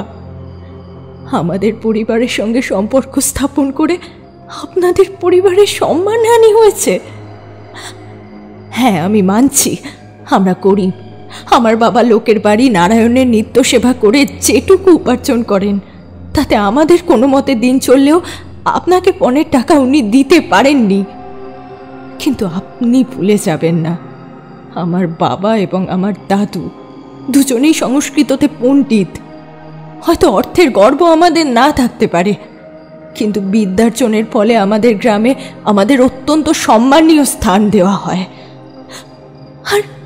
আর আপনি বলছেন? দেখো গিন্নি, দেখো দেখো কি সুন্দর শিক্ষা তোমার ছোট পুত্রবধূর। দেখো, সে তার শ্বশুর মশাইয়ের মুখে মুখে তর্ক করছে। কোথায় তার বাবার অপরাধের কারণে তার শ্বশুরের পায়ের তলায় পড়ে থাকবে, তা না করে সে মুখে মুখে তর্ক করছে। আপনি ভুল করছেন বাবা। শ্বশুর মশাই হিসেবে আপনাকে সম্মান করি আমি, সে শিক্ষা আমার আছে। কিন্তু আপনি আমাদের বংশমর্যাদাকে কটু কথা বলে নিজের সম্মানের আসন থেকে নিজেই নিজেকে নিচে নামিয়ে এনেছেন। আমি আপনাকে কোনো অসম্মান করিনি। আমি শুধু আমাদের নিজেদের বংশ পরিচয়ের কথাটা বলেছি মাত্র। এই কথা শুনে রাগে অগ্নিশর্মা বড়কর্তাবাবু প্রায় তখন থরথর করে কাঁপছেন। এ যাবৎ ওনার মুখোমুখি কেউ কোনোদিনও কোনো কথা বলেনি। জানেন ঠাকুরমশাই, সেদিনও মুখে মুখে কথা বলার অপরাধে মীনাক্ষীকে বাড়ি থেকে বের করে দেওয়া হয়। ওকে তারপরে থাকতে বাধ্য করা হয় ভট্টাচার্য বাড়ির উঠোনের পাশে, যেখানে ঘুঁটে কয়লা থাকতো, তার পাশের একটা ঘুপচি অন্ধকার ঘরে। আর সিদ্ধান্ত হয় কর্তাবাবুর ছোট ছেলে মানে মীনাক্ষীর স্বামী কালীকিঙ্কর বাবু যেদিন বাড়ি ফিরবে ওনার সঙ্গে কথা বলে মীনাক্ষীর জন্য চরম শাস্তির বন্দোবস্ত করা হবে। আর সেই দিনের পর থেকে ওইটুকু মেয়েটাকে দিনে একবেলা করে খাবার দেওয়া হতো। এক মুঠো ভাত, একটু আলু সিদ্ধ আর সামান্য নুন। এদিকে বাড়িতে এত বাদেও খাবার রান্নাবান্না এবং খাওয়া দাওয়া হলেও মীনাক্ষীকে তার বিন্দু মাত্র দেওয়া হতো না। আর ওই দুই বড় যা বড় কর্তাবাবুর ভয়ে ওকে কোনো রকম সাহায্যও করতে পারত না। তাও জানেন ঠাকুরমশাই, ওরা চেষ্টা করেছিল। রাতের অন্ধকারে দুই বউ মিলে খাবার থালা আঁচলে মুড়ে নিয়ে আসতো ছোট বৌদিমণির জন্য। মিনু, এই দেখ বোন, আমরা তোর জন্য খাবার নিয়ে এসেছি। এই দেখ, আজকে ফুলকপির তরকারি রান্না করা হয়েছে। আমি নিজের হাতে রান্না করেছি রে বোন, আমার মুখ যে একবার খেয়ে নে। আর রাগ করিস না, অভিমান করে না বোনটি। আমার মনে হয় ছোট ঠাকুরপোকে আসতে দে, উনি এসে একবার ওর বাবার কাছে তোর হয়ে বললেই ওনার মনটা গলে যাবে। তুই এখন একটু খেয়ে নে না বোনটি। তুই একবার মাথাটা তোল, আমি নিজে হাতে তোকে খাইয়ে দিচ্ছি। খাবারের উপরে অভিমান করিস না। আর তোর অভিমানে এদের তো আর মন ভিজবে না রে। এদের বিরুদ্ধে লড়তে গেলে তোকে তো আগে সুস্থ হতে হবে নাকি? আমি খাবারের উপরে অভিমান করছি না দিদি ভাই। আমি জানি খাবার মা অন্নপূর্ণার দান, তাকে অবহেলা করতে নেই। কিন্তু বড় কর্তাবাবুর কথাগুলো যে আর সহ্য করা যাচ্ছে না দিদি ভাই। জানিস তো বোন, এই লোকটা না ওই রকমই একটা অর্ধ পিশাচ ছাড়া আর কিচ্ছু নয়। এই তো আমি গতকালই দিদিভাইকে বলছিলাম, উনি মীনাক্ষীকে এত অপমান করছেন অথচ আমাদেরকে স্নেহ করছেন। এর মানে কিন্তু এরকমই নয় যে উনি মনের দিক থেকে খুব একটা ভালো মানুষ। আসলে আমাদের বাপের বাড়ির সম্পত্তি ওনার থেকে বেশি, আর আমাদের বাবারা ওনার প্রয়োজন মতো পণের টাকাও ওনাকে দিয়েছেন। সেই জন্যই উনি আমাদের সাথে ভালোভাবে কথা বলছেন। যদি সেটা না হতো তাহলে আমাদের অবস্থাও মীনাক্ষীর থেকে ভালো কিছু হতো না। সে আর বলতে, আমার বাবার থেকে যখন নির্লজ্জের মতো পণের টাকা চেয়েছিলেন, আমরা তখনই জানি যে উনি মানুষ হিসেবে কতটা নীচ। জানেন ঠাকুরমশাই, সেদিন ওনাদের বলা সেই কথা, আর ওনারা যে সেই খাবার নিয়ে ছোট বৌদিমণির ঘরে গিয়েছিলেন সেই কথা গিন্নিমার কানে পৌঁছে যায়। ব্যাস, সেটাই ছিল শুধুমাত্র অগ্ন্যুৎপাতের সূত্রপাত। পরদিন সকাল হলেই ছোট বৌদিমণির ঘরে তালা চাবি দেওয়ার ব্যবস্থা করা হয়, যাতে আর কেউ কখনো ওনার সাথে কথা বলতে যেতে না পারে। আচ্ছা সরমা, তাহলে তারপর থেকে মীনাক্ষীর চলতো কি করে? আর তো মোটে 3টে দিন ঠাকুরমশাই। 3 দিন পরে কালীকিঙ্কর বাবু বাড়ি ফিরে আসলে সেদিন যুক্তি পরামর্শ করে সব কিছু ঠিক করা হয়। আর সেদিন রাতে কি ঠিক হয়েছিল তা তো আপনি জানেনই ঠাকুরমশাই। তবে একটা ব্যাপার জানেন তো, ওনাকে ঘিরে ওনার পরিবারে এত কিছু কাণ্ড ঘটে গেলেও ছোট বৌদিমণি কিন্তু সম্পূর্ণ নিরুত্তাপ ছিল। আমি কাজ করার ফাঁকে ফাঁকে ওই ঘরের দরমার ভেতর দিয়ে ছোট বৌদিমণির ঘরে দেখতাম, আর আমি যতবারই দেখেছি। হ্যাঁ, কি দেখেছো তুমি? বলো আমাকে যে তুমি কি দেখেছো। আমি দেখেছি ছোট বৌদিমণি মাটিতে পদ্মাসনে বসে মাথার ওপর ওনার 2 হাত তুলে এমন একটা অদ্ভুত পদ্মফুলের মুদ্রায় সবসময় কিছু একটা ধ্যান করে যেতেন। আর উনি যখন ধ্যান করতেন তখন ওনার শরীর থেকে একটা তেজ বের হতে আমি দেখেছি। ঠাকুরমশাই জানেন তো, আমি না কাউকে বলে বোঝাতে পারবো না, কিন্তু ওনার শরীর থেকে সেই তেজ বের হতে আমি নিজের চোখে দেখেছি। মীনাক্ষীর শরীর থেকে যে একটা তীব্র তেজ বের হয়ে আসে, সেটা কি তুমি নিজে স্বচক্ষে দেখেছো? হ্যাঁ ঠাকুরমশাই, আমি নিজের চোখে দেখেছি। তাই আমি সে কথায় কোনো প্রশ্ন না তুলে আবারও জিজ্ঞাসা করলাম, আচ্ছা কি রকম মুদ্রায় মীনাক্ষী তপস্যা করত? মাটিতে পদ্মাসনে বসে মাথার ওপরে ওর 2 হাত তুলে। আচ্ছা তারপর? তারপর কি ঠাকুরমশাই, উনি এইভাবেই তো ধ্যান করতেন। আর হ্যাঁ, মাঝে মাঝে আমি ওনার ঘাটটা চক্রাকারে ঘোরাতে দেখতাম ওনার হাতে ধরা পদ্মমুদ্রার চারদিকে। তবে উনি এটা কেন করতেন তা আমার জানা নেই। ততক্ষণে আমার যা বোঝা সেটা বোঝা হয়ে গেছে। 2 হাত মাথার উপরে তুলে চক্রাকারে ঘাড় ঘুরিয়ে আসলে মীনাক্ষী দেবী সুপ্ত চণ্ডিকার তপস্যা করেছে। অত্যন্ত কঠিন এই সাধনা। দেবী সুপ্ত চণ্ডিকা আদ্যাশক্তি মহামায়ার এক যোগিনী। শত্রু বিজয় সিদ্ধির জন্যই সাধনা করা হয়। তার সাধককে তিনি এমন একটা পর্যায়ে নিয়ে যেতে পারেন যার কাছে স্বর্গ, মর্ত, এমনকি পাতালও অগম্য থাকে না। এই তন্ত্রের সিদ্ধ ব্যক্তি তার ইচ্ছা অনুসারে যে কোনো লোকান্তরেই যেতে পারে, কেউ তাকে আটকাতে পারে না। আর মীনাক্ষী এই কাজটাই করেছে, আর করেছে বলেই ও মারা গিয়েও আবার এই পৃথিবীতে ফিরে আসতে পারছে ওর প্রতিশোধ সম্পূর্ণ করার জন্য। আর তাই সুপ্ত চণ্ডিকার আশীর্বাদ থাকায় কোনো রকমের তন্ত্রের প্রয়োগ তার উপরে করা সম্ভব নয়। তাই আমি সে চেষ্টাও করলাম না, কারণ আমি বেশ বুঝতে পারছিলাম মীনাক্ষীর প্রেতাত্মা কোনো সাধারণ প্রেত নয়। সে কোনো ব্যক্তিগত প্রতিশোধ পূরণ করার জন্য এই হত্যালীলা চালাচ্ছে না। তার ব্যক্তিগত প্রতিশোধ সে অনেকদিন আগেই সম্পূর্ণ করে ফেলেছে, কিন্তু এখন তার উদ্দেশ্য রূপনারায়ণপুর গ্রামকে কলুষ মুক্ত করা। তাই তখনকার মতো হলধর আর সরমাকে কিছুই বললাম না ঠিকই, কিন্তু নিজেও একেবারে নিশ্চিন্ত হতে পারলাম না। তো যাই হোক, হলধর আর তার স্ত্রী আমার ঘর থেকে যখন গেল তখন প্রায় মাঝরাত।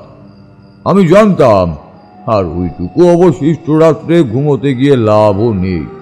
তাই আমি আমার পুজোর আসন মাটিতে বিছিয়ে জপে বসে পড়লাম, আমার আরাধ্যা দেবতার জপ করতে। তারপর কতক্ষণ কেটে গেছে তা আমার সত্যি খেয়াল নেই। হঠাৎ করেই আমার পিছন দিক থেকে আমার নাম ধরে কাউকে ডাকতে শুনলাম, তারানাথ, তারানাথ, আমি একটা বিশেষ কারণে তোমার কাছে এসেছি। তোমার একটা বিষয় জেনে রাখা ভীষণ জরুরি। হ্যাঁ মা, বলুন। তুমি এই রূপনারায়ণপুরে কেন এসেছো? আমার এক পরিচিত যজমানের বাড়ি আগামীকাল এক শ্রাদ্ধ শান্তির আয়োজন অনুষ্ঠান আছে। আমি সেই নিমন্ত্রণ পেয়েই এখানে এসেছি। তুমি এই রূপনারায়ণপুরে কেন এসেছো তারানাথ? তুমি কি তা জানো? আমি বুঝতে পারলাম আমার উত্তর দেবীর পছন্দ হয়নি, তাই বোধহয় তিনি আমাকে আবার একবার সুযোগ দিচ্ছেন কথা বলার। তাই একটু ভেবে নিয়েই বললাম। আমি বিশ্বাস করি পৃথিবীতে কোনো কিছুই পরমেশ্বরের নির্দেশ ব্যতীত হয় না, হতেও পারে না।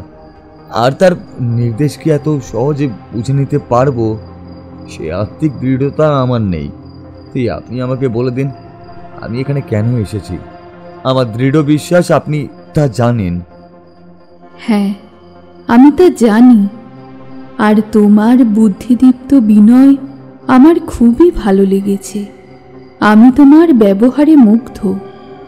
আসলে তোমাকে একটা কাজ করতে হবে, আর সেই কাজ সম্পাদনের জন্যই তোমাকে এখানে আসতে হয়েছে। দেবী, আপনি কে? কি আপনার পরিচয় তা আমি জানি না। শুধু এই একটা কথা আমি জানি, ঈশ্বর যে কাজের জন্য আমাকে নির্বাচন করেছেন সেটা করা বা করার প্রচেষ্টা আমার পরম সৌভাগ্য। শোনো তবে, তোমাকে মীনাক্ষীকে মুক্তি দান করতে হবে। ওকে তন্ত্রশক্তির যুদ্ধে পরাস্ত করে তবেই সে কাজ সম্ভব। কিন্তু আমি যতদূর জানি মীনাক্ষী দেবী সুক্তচণ্ডিকা তন্ত্রসিদ্ধা। দেবী সুক্তচণ্ডিকার আশীর্বাদ ধন্য, তাই ওনাকে আক্রমণ করার অর্থ দেবী সুক্তচণ্ডিকাকে যুদ্ধে আহ্বান করা। আর সেটা যে ভয়ঙ্কর নির্বুদ্ধিতার কাজ করা হবে মা। এছাড়া ওকে পরাস্ত করার কোনো উপায় নেই। মনে রেখো, সুক্তচণ্ডিকা তন্ত্রে বলা আছে দেবী ঘোর বর্ণা। অসংখ্য সূর্যের তেজ তার মাথায় শোভা পেলেও দেবী অন্ধকার বিলাসী। দেবী রক্তলোলুপা হলেও প্রজাদের সন্তান স্নেহে রক্ষা করেন। এরকমই দ্বিচারিতা দেবীর প্রকৃতি। তাই তোমাকে মীনাক্ষীকে পরাস্ত করতে হলে এমনই এক দ্বিচারিতার আশ্রয় নিতে হবে। তোমাকে মনে রাখতে হবে মীনাক্ষীর ওপর দেবীর আশীর্বাদকেই তোমাকে অস্ত্র হিসেবে প্রয়োগ করতে হবে। মনে রেখো, এটা ছাড়া সুক্তচণ্ডিকার সিদ্ধিকে পরাভূত করা যাবে না। আমি সত্যি সেই দেবীর কথা বুঝতে পারছিলাম না। উনি যা বলতে চাইছেন তা তন্ত্রমন্ত্রের কোনো একটা বিশেষ কৌশল, সেটুকু বুঝতে পারলেও তার কথার মধ্যে কোনো সমাধান সূত্র আমি খুঁজে পেলাম না। আর সব থেকে বড় কথা, আমি সেই দেবীকে একবারও চোখে দেখতে পাইনি। তিনি তার আত্মপরিচয়ও আমায় দেননি। আর সেটা না পাওয়ায় আমার কথা বলতে বেশ অসুবিধাই হচ্ছিল। তাই আবার সরাসরি জিজ্ঞাসা করলাম। দেখুন মা, আমি আপনার নির্দেশ মতো কাজ করার অবশ্যই চেষ্টা করব, কিন্তু আপনি যদি আপনার আত্মপরিচয় জানান আমায়, বা একবার সামনে এসে চাক্ষুষ দর্শন দেন, তবে আমার প্রতি আপনার সেটা বড় অনুগ্রহ হবে। না তারানাথ, সে সময় এখনো আসেনি। আর আমার দর্শন তুমি লাভ করতে পারবে না। অত্যন্ত উচ্চ মার্গের সাধক আমার সাধনায় সিদ্ধি লাভ করার পরেই একমাত্র আমার দর্শন পায়। না হলে আমার দর্শন পেলে তোমার শরীরের প্রতিটা কোষ ছিন্ন বিচ্ছিন্ন হয়ে যাবে। তুমি আমার এই শক্তিকে ধারণ করতে পারবে না।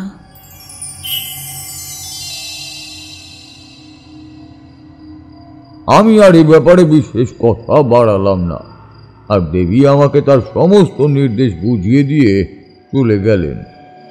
ঘরের মধ্যে সেই দিব্যদীপ্তি ধীরে ধীরে কমে এলো। আর ঠিক তখনই আমি খেয়াল করলাম আকাশের ঝাঁকে ঝাঁকে দ্বারকাক ডাকছে। তাদের চিৎকারে তখন কান পাতা দায় হলো। আর সব থেকে বড় কথা হলো, আমি কিছুতেই বুঝতে পারলাম না এত হাজার হাজার দ্বারকাক হঠাৎ ডেকে ওঠার কোনো যুক্তি সম্পন্ন কারণ। আমি তবুও খুঁজে পেলাম না। তবে একবার যেন জানি না মনে হলো যে এটা কোনো ইঙ্গিত হলেও হতে পারে, কিন্তু সেটা কি ইঙ্গিত তখনও আমি সেটা বুঝতে পারিনি। ইঙ্গিত? একসঙ্গে অনেক দাঁড় কাকে ডেকে ওঠা কিসের ইঙ্গিত হতে পারে ঠাকুরমশাই? এটা তো খুব অশুভ ব্যাপার বলেই মনে হয়। আরে বলছি সব বলছি। প্রাথমিকভাবে আমারও মনে হয়েছিল রাতের অন্ধকারে একসঙ্গে দাঁড় কাকে ডেকে ওঠাটা কোনো অশুভ কোনো ইঙ্গিত, কিন্তু পরে বুঝতে পারি ব্যাপারটা সেরকম নয়। তখন প্রায় শেষ রাত, আমি হলধরের বাড়ি থেকে বের হয়ে আবার ফিরে গেলাম সেই পদ্মদিঘির পাড়ে, যেখানে একটু আগে আমি সেই অশরীরী মীনাক্ষীর সম্মুখীন হয়েছিলাম। কিন্তু তখন এসেছিলাম তার ডাকে সাড়া দিয়ে। এবার এলাম নিজে থেকে সেই অজ্ঞাত পরিচয় দেবীর নির্দেশ মতো, আর এসে সরাসরি সেই দিঘির পাড়ে দক্ষিণ মুখে বসে নরম মাটিতে একটা অষ্টদল পদ্ম পিশাচ যন্ত্র এঁকে নিলাম, আর তারপর পিশাচ আহ্বান মন্ত্র জপ করতে শুরু করলাম। আমি জানতাম আমার জপের কারণে মীনাক্ষীর প্রেতাত্মাকে সেখানে আসতেই হবে, তবে সেক্ষেত্রে শুধুমাত্র মন্ত্র শক্তি নয়, আমি আমার ইচ্ছা শক্তিকেও কেন্দ্রীভূত করলাম। এই মুহূর্তে আমার একমাত্র একটি লক্ষ্য, মীনাক্ষীর সাথে যে কোনো মূল্যে দেখা করতে হবে। আর তার কয়েক মুহূর্তের মধ্যেই আমি দেখলাম আমার চারপাশে সমস্ত গাছপালা যেন ভয়ঙ্কর ভাবে কাঁপতে শুরু করেছে। কোনো একটা অদৃশ্য শক্তি সেই সমস্ত গাছপালাগুলোকে ধরে যেন ভয়ঙ্কর ভাবে নাড়া দিচ্ছে। আমি বুঝলাম মীনাক্ষী এসেছে, তবে এবার সে তার স্বেচ্ছায় আসেনি, এসেছে আমার আহ্বানে বাধ্য হয়ে। তারানাথ, তুমি আবার আমার আবাহন করছো, কিন্তু কেন? আমি এই রূপনারায়ণপুর গ্রামকে তোমার অশুভ ছায়া থেকে মুক্তি দিতে চাই। তুমি কি বুঝতে পারছো না? তোমার কারণবশত রূপনারায়ণপুরের সকলেই ভীত সন্ত্রস্ত। আমার কারণে নয়, তাদের নিজেদের পাপের কারণে। আমি শুধুমাত্র তাদের কর্মফলের ব্যবস্থা করেছি। যে অত্যাচার তারা তাদের পুত্রবধূদের করেছে, সেই অত্যাচারের সামান্য মাত্র আমি তাদেরকে ফিরিয়ে দিয়েছি। কিন্তু কারোর কৃতকর্মের কারণে উদ্ভূত কর্মফলের বন্দোবস্ত করা সে তো পরমেশ্বরের দায়িত্ব। তুমি তাদের শুধুমাত্র অত্যাচার করেছো আর হিংস্রভাবেই নিধন করেছো। তোমার যদি সেটা মনে হয় তবে তাই, কিন্তু তার জন্য আমি আমার পথ থেকে বিন্দু মাত্র সরব না। আমি এভাবেই রূপনারায়ণপুরের বুক থেকে পণের টাকার কারণে গৃহবধূদের উপর অত্যাচার করার প্রথা চিরতরে বিলুপ্ত করব। তার জন্য কেউ আমায় প্রতিহত করতে পারবে না। আমি তোমায় প্রতিহত করব।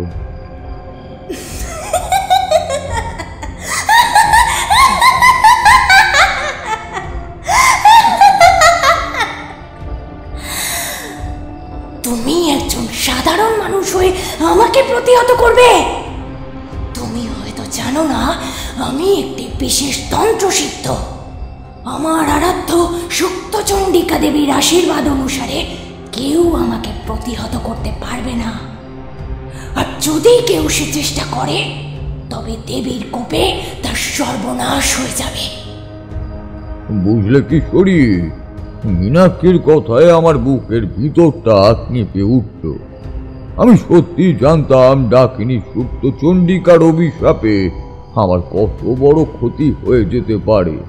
তবু মনে সাহস সঞ্চয় করেই বললাম, আমি জানি তুমি ডাকিনী সুক্তচণ্ডিকার উপাসক, তার আশীর্বাদে তুমি রক্ষিত, কিন্তু তা সত্ত্বেও তুমি যে কাজ করেছো তা অপরাধ, আর তোমাকে তার শাস্তি পেতেই হবে।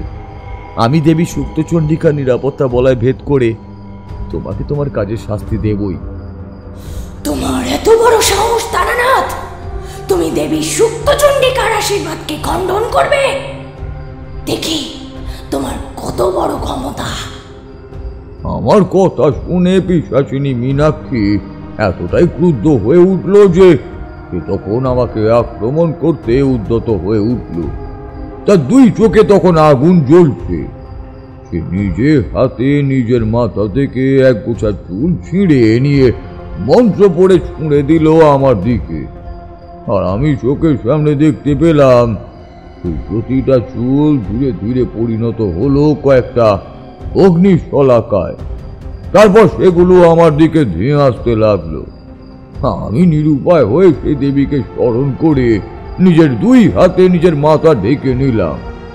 আর পরক্ষণেই দেখলাম এই সমস্ত অগ্নিশলাকা আমার কাছে এসে পৌঁছাবার আগেই কিছু সঙ্গে আঘাতপ্রাপ্ত হয়ে নিস্তেজ হয়ে পড়েছে, আর সেগুলো এক এক করে ছিটকে পড়ছে নানান দিকে। আমি অবাক হয়ে গিয়ে দেখলাম আমাকে ঘিরে তখনও বেশ কয়েক হাজার দ্বারকাক একটা বলয়ের আকৃতিতে উড়ে চলেছে, আর তাদের ডানাতে প্রতিহত হয়ে সেই সমস্ত অগ্নিশলাকাগুলো নিষ্ক্রিয় হয়ে পড়ছে, কিন্তু আমার কাছে এসে পৌঁছচ্ছে না। একটু আগেও আমি একই রকমের দ্বারকাকের ডাক শুনতে পেয়েছিলাম। আমি বুঝতে পারলাম সেই দেবী নিজে এসেছেন আমাকে মীনাক্ষীর আক্রমণ থেকে রক্ষা করার জন্য। আর তখনই আমার চকিতে মনে পড়ে গেল একটা আসল কথা। আমি এতক্ষণ ধরে ভেবেছিলাম দেবী সুপ্ত চণ্ডিকার দৈব ক্ষমতার ওপর, কিন্তু আমার খেয়াল ছিল না দেবী সুপ্ত চণ্ডিকা আসলে 10 মহাবিদ্যার মধ্যে অন্যতম দেবী ধূমাবতীর একজন সেবিকা মাত্র। আর দেবী ধূমাবতী হলেন গ্রহদের মধ্যে কেতুর আরাধ্যা দেবী। এই কেতুর কুপ্রভাবে কোনো মানুষ জলে ডুবে মারা যান, আর দেবী ধূমাবতীর অনুচর দ্বারকাক। আমার বুঝতে অসুবিধা হলো না আমাকে যে দেবী এখানে আসার জন্য নির্দেশ দিয়েছিলেন তিনি 10 মহাবিদ্যার অন্যতম দেবী ধূমাবতী ভিন্ন আর কেউ নন। আর এখন তিনি তার অনুচর দ্বারকাকদের পাঠিয়েছেন আমাকে রক্ষা করার জন্য।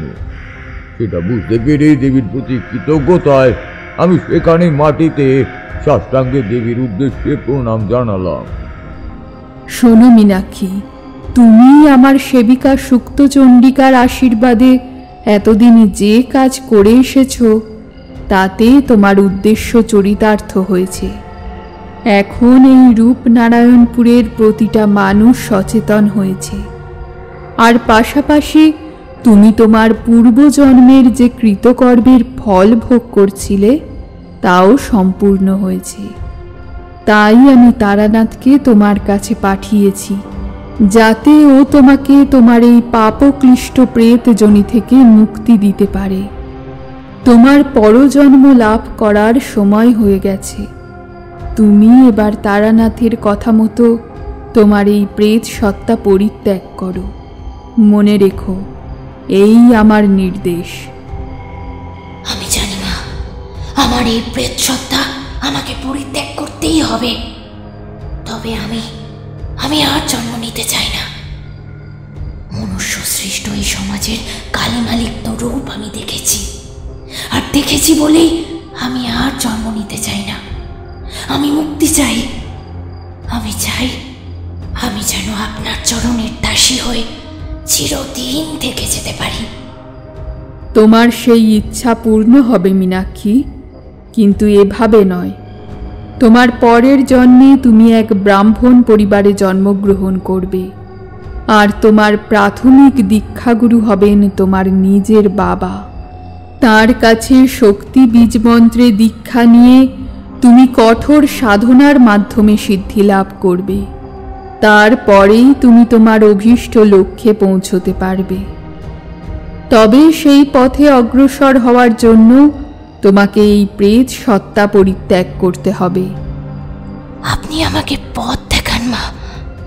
আপনি যা বলবেন আমি তা মাথা পেতে নেব।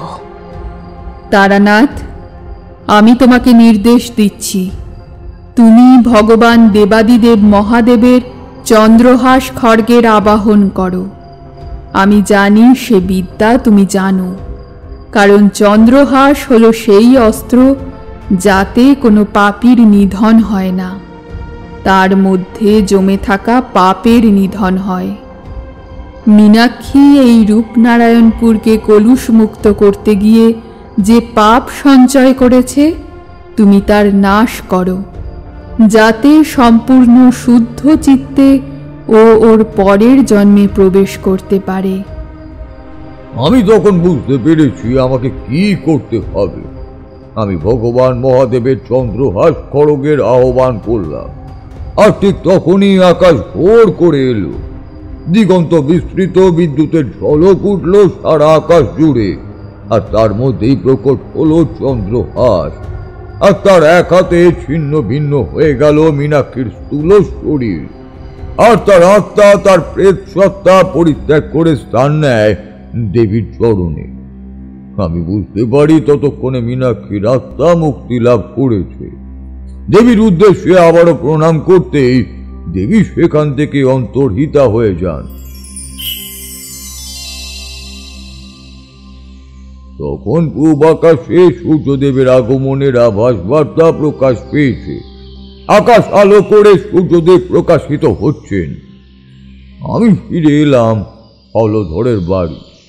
কিছুক্ষণ বিশ্রাম নিয়ে হলধরের থেকে বিদায় নিয়ে ফিরে গেলাম সনাতনের বাড়ির লক্ষ্যে। আর যাবার সময় হলধর আর ওর স্ত্রী আমাকে প্রণাম করতেই ওদের আশীর্বাদ করে বললাম, আর তোমরা চিন্তা করো না, এবার থেকে আর মীনাক্ষীর ভয় থেকো না, সে আর আসবে না। তোমাদের রূপনারায়ণপুরের থেকে মীনাক্ষীর অশুভ ছায়া চিরতরে সরে গেছে। তবে মনে রেখো, মীনাক্ষী যে চিন্তাধারা প্রতিষ্ঠা করার জন্য এত কষ্ট করেছে, তোমরা যদি সেই চিন্তাধারার আদর্শ থেকে বঞ্চিত হও, তবে সে কিন্তু আবারও ফিরে আসবে। আমি দেখলাম আমি যখন ওদের বাড়ি থেকে বের হয়ে সনাতনের বাড়ির দিকে এগিয়ে যাচ্ছি, তখন হলধর আর ওর স্ত্রী অবাক চোখে আমার দিকে তাকিয়ে আছে। আমি আর দাঁড়ালাম না, কারণ সনাতনকে দেওয়া কথা মতো আমাকে ওদের বাড়িতে পৌঁছাতেই হবে, ওর জ্যাঠামশাইয়ের শান্ত সাধ্যের কাজে যোগ দেওয়ার জন্যই। আমি দেখলাম ঠাকুরমশাই জানলা দিয়ে বাইরের দিকে এক মনে তাকিয়ে কি যেন ভাবছেন। বুঝতে অসুবিধে হলো না, তিনি সশরীরে এখানে থাকলেও মনে মনে তিনি পৌঁছে গেছেন রূপনারায়ণপুরে সেই সনাতন আর হলধরের বাড়ি।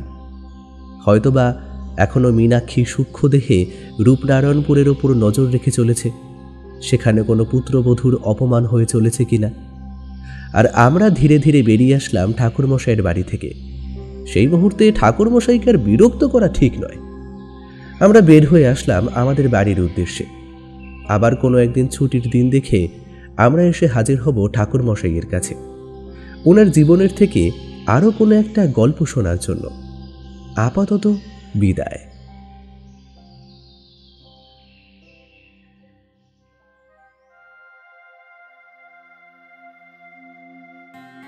তাহলে কেমন লাগলো আজকের গল্প?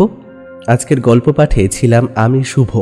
অন্যান্য চরিত্রে অভিনয় করেছে পূজা, সূর্য, বুবাই, রাজদীপ, মৌমিতা, শ্রাবন্তী, মৃত্তিকা, রৌনক, দেবস্মিতা। তাহলে আজকের জন্য এইটুকু। আবার দেখা হবে নতুন একটি রোমাঞ্চকর গল্পে। ততদিন শুনতে থাকুন সান্ধ্য মজলিস।